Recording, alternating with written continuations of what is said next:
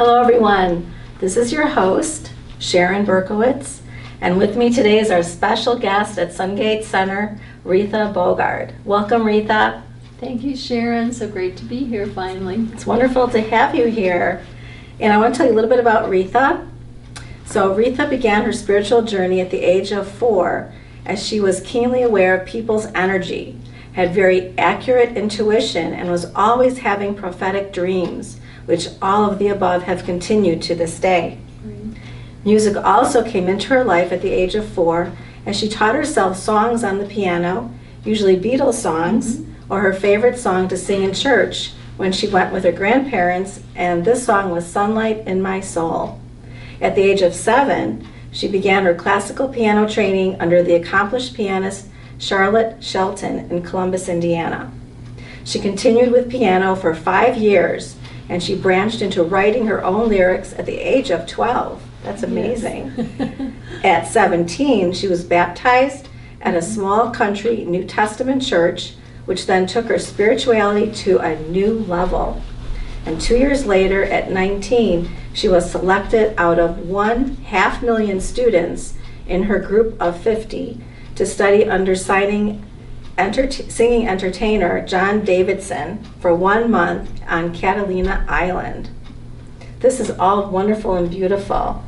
Thank you, Sharon. So, Retha, welcome. And I just wanted to know, how did you get started on this wonderful journey? Can you talk a little bit more about this? Sure. When I was 4, I sensed that something very different was going on with me. I didn't feel like your average, typical child. I felt like I had lived this life before at the age of 4. I felt like I was an adult already. And of course, my mom, my dad, sister were clueless, didn't have any idea of why I was feeling this way and why I wanted to act this way. But now, since I've studied for nearly 30 years, I was realizing I was reincarnated, and I was picking up on vibrations of past lives. So that's sort of how it all started. And then my intuition, I could look at a person, know exactly what was going on in their mind. And here I am, a 4-year-old, and I'm getting all these impressions of people that I don't even know, and they were all accurate. My mom would say, oh, that's the person you want to stay away from. Now that's a nice person, and I knew that already. And the prophetic dreams also began about the same time. When I was 4, I would dream something, and a week later, the whole scenario would play out in reality. So my mother got a little concerned with me because I was very unusual. She loved me dearly. My father wasn't in the picture much. But my mom said, you know, why don't you focus on your music and your academics, because you'll always have a life doing those things. So that's what I did. When I was 7, I shut off all my spiritual connections and focused intensely on my academics and intensely on my music. That's very amazing, though, that at 4 years old, that you're already tuning into something other than what you see present. That you're already seeing something from something that occurred in a previous life. Right. So how does that happen? Are you seeing things that come to you like in a vision? Because a lot of people, our listeners, can relate to, you know, deja vu or something that I've seen this before, but happening at such a young age. I'd say for me, it was more of a feeling, an internal feeling, vibration, energetic frequency that I was remembering. Oh, I have done this before. And as you mentioned, I was baptized in the Christian church when I was 17, and it was an immersion baptism. It was a freezing cold December morning, and I remember coming out of the water and the whole church filled up with light, and it was warm, very warm light, and I was like, wow, what's going on here? I was freezing cold before I even went in the water, and as soon as I came up, there's this warmth and this glow, and I heard an internal energetic voice. It was God's voice saying, well done, I'm pleased with you.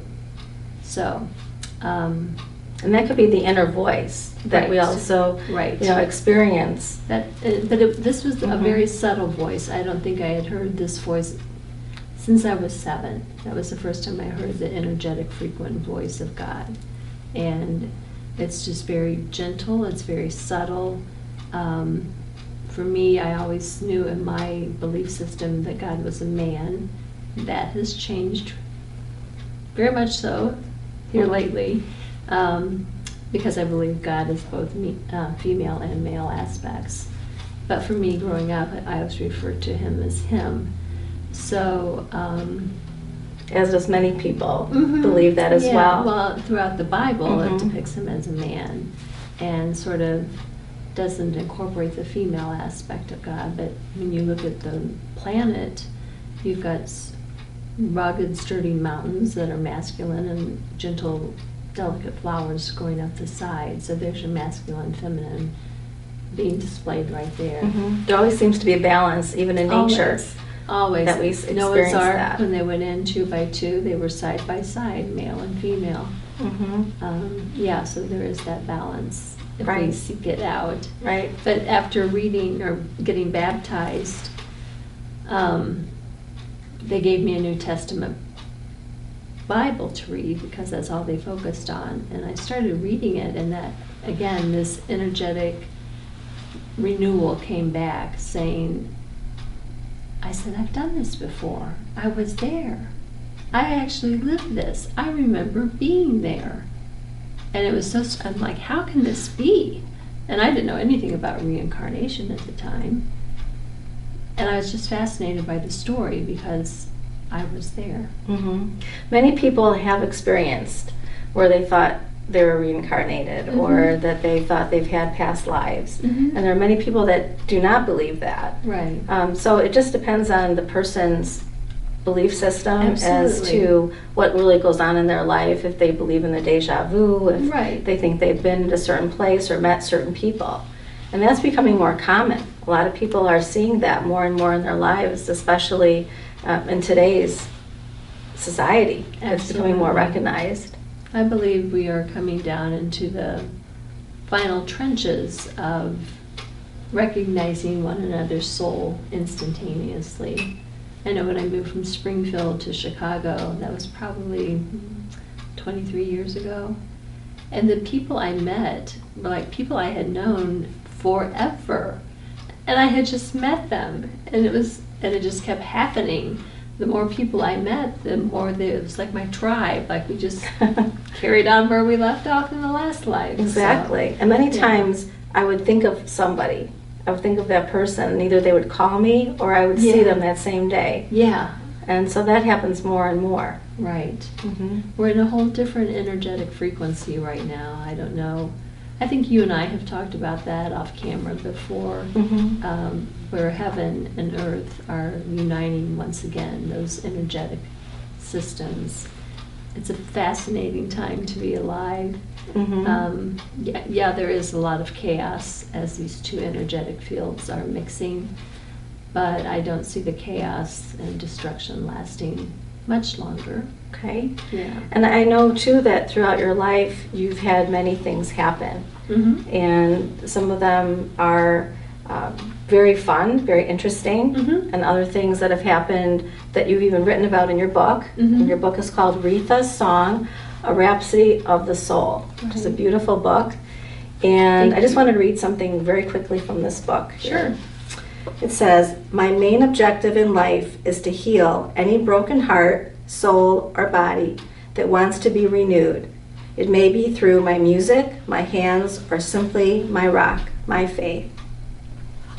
Can you speak a little bit further about that? Because you talk a lot through your book about all the things that have happened to you growing up, and your marriage, and the birth of your son. And how did that influence you to be a spiritual healer?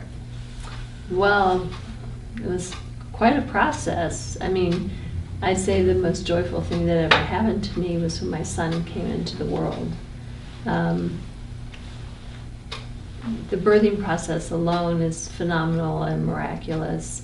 But Desmond taught me more about life and living than any book or class or teacher has ever taught me. Here's this tiny infant communicating on an energetic frequency with me. He knows me, I know him, inside out, unconditional love. And as he grew up as a little boy, he just kept teaching. Like, he wanted to be in nature all the time, so we were out in nature all the time. We were picking up rocks at the beach. And then as he got to be an adolescent, things shifted in his life, and he was a sportsaholic, great tennis player. That's the love of his life, is tennis. But even beyond that, him and his teaching me all about life and higher consciousness, he struggled. He was diagnosed at 3 with Crohn's disease, and it nearly took his life. And I was practicing Catholicism at the time. And did that help you throughout the illness? Yes. It brought you through and having you faith and trust? That sort of the bedrock of it all, Sharon. But what happened with Des's journey and him nearly dying, it catapulted my faith into a whole new dimension. I mean, we're talking faith on steroids, a very unorthodox system of faith. And I mean, God would be present in the room. I could feel his energy. Right when Des was nearly passing away, and I would just pray out to God and the angels, save him, save him. And the presence would be there. And then Des would sigh a sigh of relief, and I thought he was dead, and he wasn't, and he was smiling. So here's my 3-year-old son lying in bed with us, this awesome power in the room. And then God spoke to me, the first time I really heard God's voice, and he said, "Your son has been healed. Now go tell the world." Okay. That's incredible. So what do we do with this? Okay, what's going on with this? So I got up, it was 4 in the morning, I think, and we had a huge dining area, and I went out. I know your son, Desmond, had a lot of illnesses throughout his childhood, and for you to have that strength and that courage to continue and to make sure that your family is taken care of, that your child is well taken care of. Well, it's interesting, Sharon, because that was his last hope. If I didn't have the faith, he would have died, because medicine couldn't do it. And your faith has brought you to today. Oh my gosh, yes. And not only are you an incredible opera singer, right? Thank you. And that you have such an energetic voice and a beautiful voice. Thank you. And you also have some CDs out. Yes. As well as your book. Yes. And so let me ask you a question here. So when you hear the energetic voice for the first time, and you realize you're hearing God's voice, where has that brought you to today? When you realize then that throughout your journey that you're hearing the voice, and it's also helping you in your daily life. Where has it brought me today? It just keeps taking me to higher and higher and higher states of consciousness. My relationship with the gods, because I now refer to them as the gods, not just one god. There is the masculine and the feminine in the mix. And each day they surprise me. They take me to another higher place. When I think, how can we achieve anything grander and greater than this? They show up and bring something else new and grander and greater. But it all comes down to that personal relationship with your creator, your source, male, female, or however that shows up for you. That is the key ingredient in life. And excelling in anything that you choose to do, whether it's your spirituality or a job or a position, you have to have the rock, your relationship with the creators. And I honestly feel that's what's missing in our world today. So what I'm hearing you say is having some faith. Having some faith, some idea that there's a higher teacher or a mentor, or some people listen to their guides, or their inner voice, and from there taking forth the effort, being here living on earth On this and plane. doing things that feel good to you, that are of your higher purpose. Right. I have a lot of clients that I do spiritual teaching and counseling, and most of my clients want relationship counseling, and my first question to them is, how's your relationship to your God And with yourself, and yourself? right? Do you love yourself? Do you love your gods? And they all sort of look at me like, where does that come from? But that's the basic foundation. Mm-hmm. And until that is established, then you're going to Yes. be spinning for a while. I'm agreeing with you that, the first relationship is also with the self. Right. What are you doing with yourself? And yet, so once you give yourself something like love, you can Mhm. also give that to someone else. Right. And then experience it for yourself. Great. Right. And then you've also mentioned too that in higher consciousness Mhm. that you receive downloads. Yes. And you said that from ascended masters, guides, and angels. Mhm. And what kind of downloads are you receiving Well, that I you think could share with everyone? I think this might be a good point to bring up what happened to me when I was 30, when Desmond nearly died when he was 3. I left my body. I was still physically here on earth, but my soul, which is the encompassing part of what we really are, my spirit self, would travel through space and gather information from the ascended masters, the guides, the angels, the creators, and they would guide me on what needed to be done on earth. It's a tricky place to be because being in 2 places at one time is really hard on the physical body. So I was always given choice to stay with them or to come back to earth and do the work. And I always chose to come back because I knew my work needed to be done here.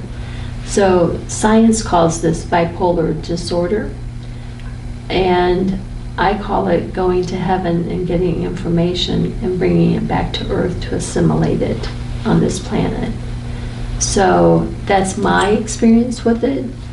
And Some people might call that, bilocation. Yeah. That people can be in 2 places at the same time. Mhm. Throughout history, it's been noted.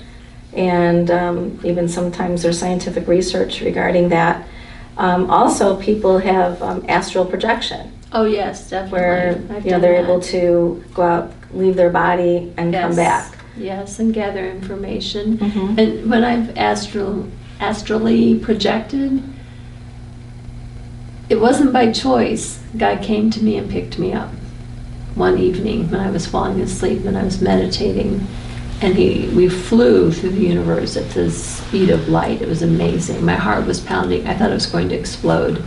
And he, at the time, the he God, said, "You're with me, you're fine." So he took me to a stadium.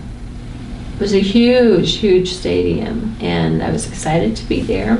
And we were playing a game like baseball. And I caught the ball, and I was so excited to have the ball, I didn't want to release it. And my team was yelling, "Throw it home, throw it home, get him out at home." And I was just so excited about holding this ball. And then God stepped in and said, "This is an example of how you're not using all of your gifts. You're holding on to all of them. And it's time you come out and let the world see who you truly are." Mm-hmm. I was like, "Oh, okay." So then he said, "Do you want to go anywhere else?" And I said, "Yeah, I want to go see my friend Jorge in the book." It's not his true name.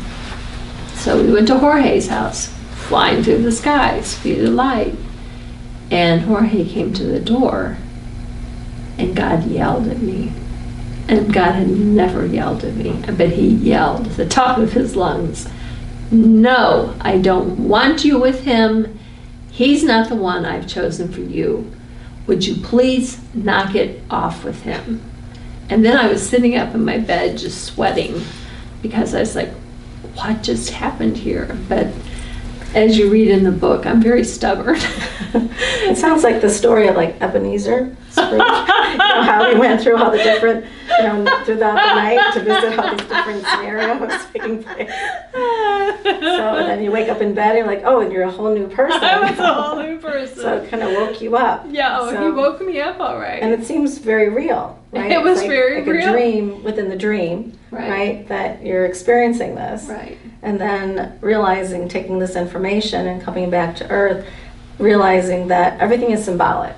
Everything is symbolic. When you mentioned being on the floor and cleaning the floor, yes. just being symbolic of just cleaning and the foundation, so yes. to speak. Yes. And then what you're holding on to. Why do you keep having to hold on to something when you could be free and let it go? And that's Release kind of in many different ways in our life, right? Spiritually and emotionally. Absolutely. So, absolutely. Very good, very powerful. So, by the way, yes, I don't have anything to do with Jorge. He's off my list. So that's off your list now. Okay. I listened to last. Yeah. Right. So this is a very spiritual journey for you now, and how you've lived your life and being productive with yourself. And so where do you find yourself presently? You said you're helping people to spiritualize themselves with the relationships and helping them find themselves. Absolutely. And how is this like? Can you give us an example or talk about how you've assisted people? Sure. My son had the near-death experience when he was 3, and he also had one when he was 24. And that experience, by far, science had given up on him. He had lost 50 pounds. He was down to 100 pounds. The bones were jutting out of his body, and all I could say was, no, not on my watch. This is not going to happen on my watch. And I had to really dig deeply for faith. I studied scripture. I had people praying all over the country for him, and I went to see him one night at the hospital, and I said, I'm just going to sit in a chair and pray. You don't have to talk, because I know you're so weak you can't talk. So I'm sitting there praying the rosary, and he said, Mom, talk to me. Your voice is so healing and so soothing. So I took him by the hand, and I started paraphrasing Psalm 25.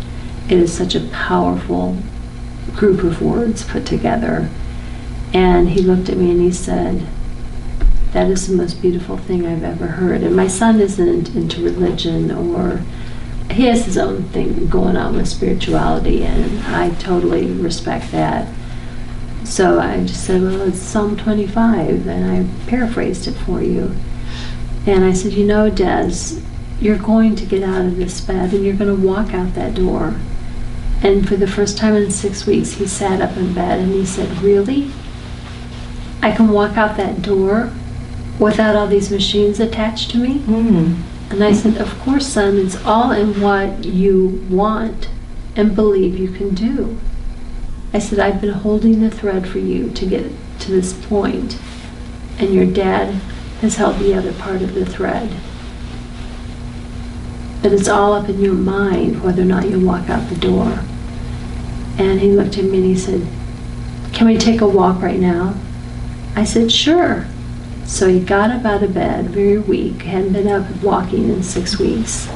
And we walked the corridor, and his whole attitude changed. Everything changed. He was going to get well. He said, I'm going to walk out the front door and get some fresh air again. I said, absolutely, if that's what you choose to do. It's all within your power. So he was released in about 4 days after that. That's a miracle. It was a miracle.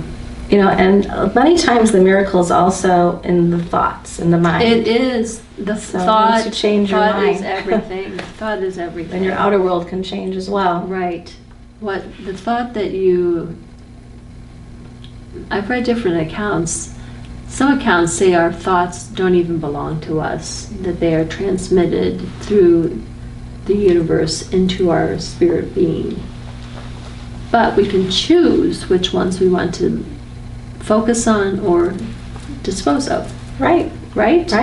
So the thought is very, very powerful, and then when you add a word behind it that magnifies it, And then when you take an action, then watch out. The 3-in-1 there is really powerful. Absolutely. So, yeah, thought can heal. Thought can heal. Yeah. And it's so interesting that you say sometimes our thoughts aren't our own. Right. And you can even ask, is that thought my thought? Exactly. And see where it's coming from. But also it's wonderful that people can actually discern that. I think there's a lot of discernment that needs to be held accountable for what people's actions are. And when people make that choice, so it's all about what they choose, their free will, absolutely. what they choose to do here, with their tool, their body, and where they want to head in their life.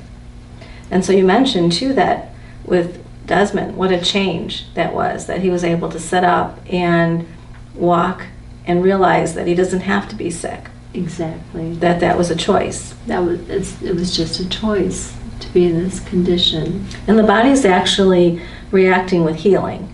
The body is trying to heal itself, and sometimes it happens through pain or disease.